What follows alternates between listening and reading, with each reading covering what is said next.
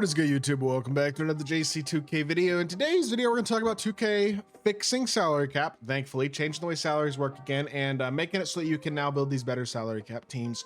Again, like we were able to.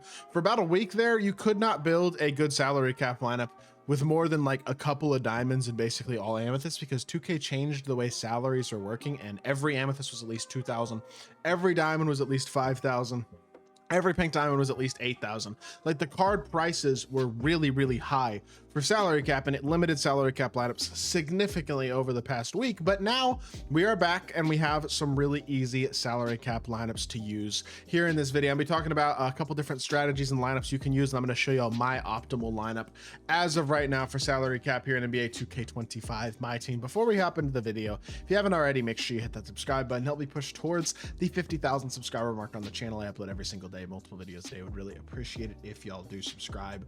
And yeah, without further ado, let's hop right into it, and we will start off just with a reminder that I think some of y'all might need, is that round 2 of salary cap does end here in a little bit over 2 days. Friday morning when content comes out is when round 3 will begin. So if you haven't gotten to 2,500 points in round 2 and you already got to 2,500 points in round 1, you make sure you do that again so that you are still on track to get your 100 overall player, because again, at 2,500 points you get that 100 overall shattered prize piece, and if you get all 3 of those from getting 2,500 points in each round this season, you'll get 1 100 overall pack. Now, I know people are a little less excited about these rewards nowadays with the fact that we've gotten a couple of 100 overall locker codes and a couple more grindable 100 overalls with like the downtown challenges and stuff as of late. And I'm not going to sit here and say salary cap is as much must play of a mode or anything the way that it used to be, but I do think you make decent MT from salary cap. I think it's relatively fun. I think the lack of pay to win aspect of salary cap is really, really nice, because you can use, yes, one top tier card,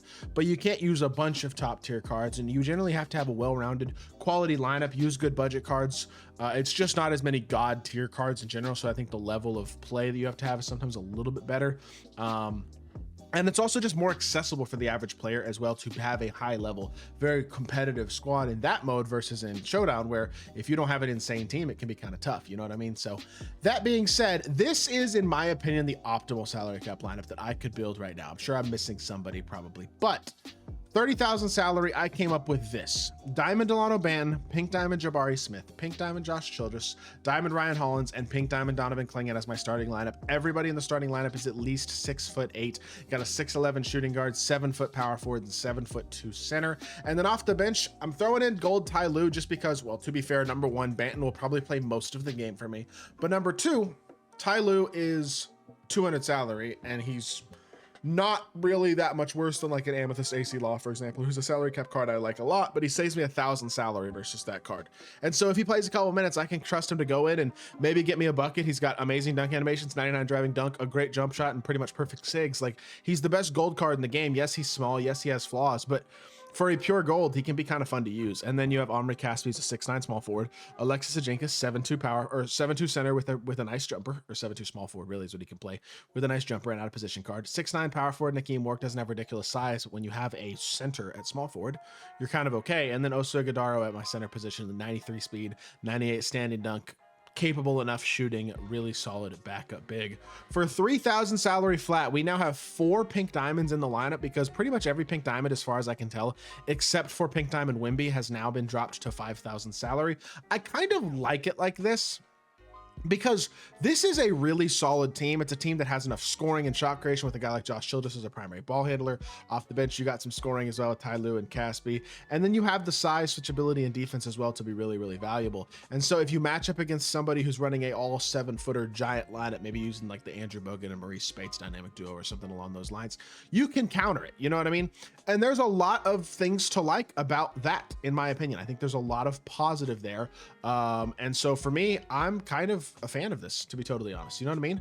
I think this is pretty solid. I think this is a really good team. I think this is a team that can absolutely compete at very high against any type of squad you match up against. You have quality defensive cards as well. Again, I don't have like a true lock, but Delano Banton, my Delano Banton has a couple extra Hall of Fame badges I added to him.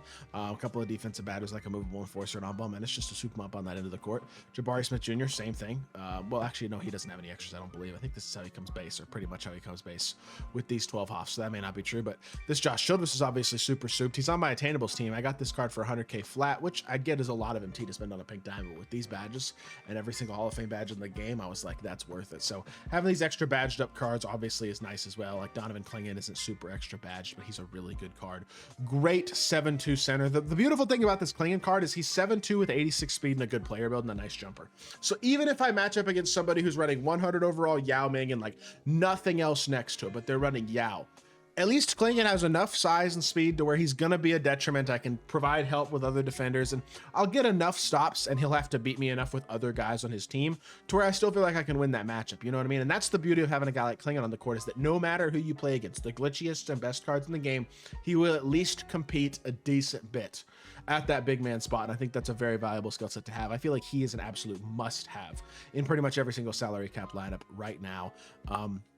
And honestly, outside of that, I think that's kind of my thing right now, is you just want to make sure you have counters at every position to where you can counter the best of the best if possible, if needed. You know what I'm saying? And because people will run a lineup like, for example, this. I just built this base lineup, 14,000 salary. This is like a really base salary cap lineup to kind of build off of. But somebody will run this lineup and they'll take, I mean, I'm on my account that doesn't have as many good cards on it, to be totally fair. I don't have like invincibles and stuff on this account, but they'll throw in, say, 100 overall Tim Duncan or another 100 overall. And I mean, you'll have a well-rounded team and a 100 overall. And you can absolutely do that. You can do it with the invincibles as well. How much are the invincibles right now, salary wise? 18,500, 18,000. Are they all 18,500? It looks like they're pretty much all 18,500. Is Invincible Wimby 18,500? He is. Okay, so Invincibles 18,500. Goat cards look to be 24,000 salary. I would not recommend, even if you do somehow have a goat card, probably wouldn't recommend that. That seems a bit ridiculous. But 18,500 salary for a 100 overall. Let's see. Do I have a 100 overall who's 18,500 salary? No, the 100 overalls that I have are not, are they? They're all, because they're like the free ones or the lower, I don't know. Okay, well, I don't have an 18,500 salary small for 100 overall. But even if I did, let's say instead of Tim Duncan, I add 4,000 more salary, that's 31,300. So I would have to downgrade this team. I'd have to save 1,300 more salary, which means I'm going to have to downgrade somebody from like diamond to amethyst, or a couple diamonds to amethyst, or maybe, yeah, like 2 diamonds to amethyst would do it, for example. But then my team gets even more limited. And just when you have these crazy top tier cards on your team, it certainly limits you. Now, I do think dark matters can be a little more viable if you want to go with like a couple of dark matters, or even just like 1 dark matter, because they're 10,000 salary. At least most of them are 10,000 salary now. Like, that's pretty reasonable. Not all of them are, but if you have 10,000 salary, for example, on like a dark matter Michael Beasley, and we'll throw in I don't remember even who I had here, to be totally honest. We'll throw in Shagana Job though. I still have 22,800 left. You know what I mean? So I could go like Beasley, I could move him here, and I could throw, do I have Dikembe? He's 10,000 too. I do have Dikembe on this guy. So I could do this, and then I can throw in, like, let's just say I wanted to go like this. Boom. This lineup right here, I replace him with an amethyst taller big like that. Got a couple of dark matters fit into the lineup all of a sudden. I had to change some stuff up a little bit. I could go 2 rubies instead of an amethyst and emerald, and an emerald. You know what I mean? I could find ways to work around these lineup things probably, but you can do a lineup like this. There's just a lot of versatility to how you build your salary cap team. Like, this is a great team. You could totally use this team. I could throw in, instead of James Posey, I could go with Amethyst to Monty Kamara, who I think Brewer is better than, but now I think I have the salary to throw in another Amethyst here as well, which means I can throw in Krigan Fareed, and there you go, right at 30K again. Like, this team is also super duper good.